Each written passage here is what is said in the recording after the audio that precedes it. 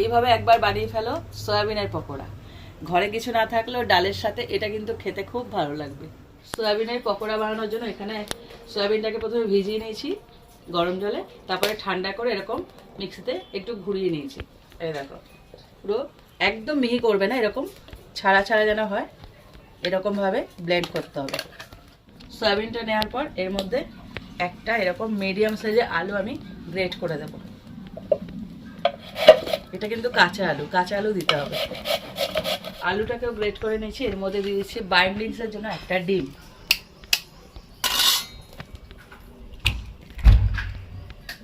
দিচ্ছি বেসন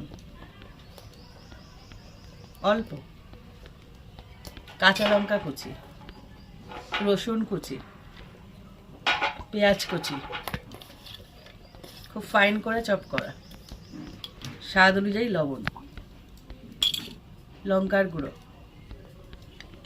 হলুদ গুঁড়ো, ভাজা জিরের গুঁড়ো, ফ্লেভারের জন্য গরম মশলা। এবার এগুলোকে সব কটা একসাথে চটকে দেবো, ভালো করে মেখে নিতে হবে। ডিমটা দেওয়ার জন্য খুব সুন্দর একটা বাইন্ডিংস হবে, আর বেসন, এই দুটো জিনিস দেওয়াতে ভালো একটা বাইন্ডিংস তৈরি হবে। দেখো পুরোপুরি আমি চটকে একদম মেখে নিয়েছি।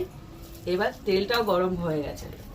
এবার এটাকে চ্যাপটা চ্যাপটা করে এক এক করে ভেজে নেব। চ্যাপটা করেই দেবে কিন্তু, তবে কি বলতো পুরো ভেতর অবধি সেদ্ধ হয়, মানে ভাজাটা হবে, না হলে না ভেতরটা কাঁচা থাকে অনেক সময়। ক্রিস্পিটা হয় ভালো। হ্যাঁ, ক্রিস্পি হবে আর ভেতরটা কাঁচা যাতে না থাকে তার জন্য ধরে ধরে চ্যাপটা করে দিতে হবে। দেখো একদম লাল করে ভেজে নিয়েছি। এরকম ভাত নেবে গরম গরম, এক টুকরো লেবু নেবে, ডাল নেবে, আর এরকম পকোড়া, ব্যাস আর কিছু লাগবে না।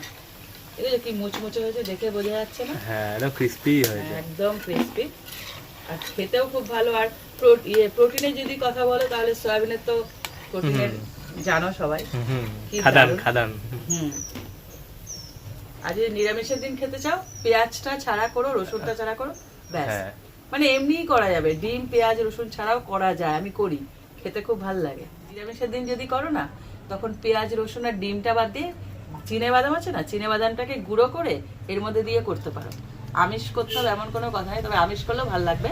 আর আমি বলে দিলাম নিরামিষের দিনও খাওয়া যাবে বাদাম দিয়ে, খুব ভালো লাগে।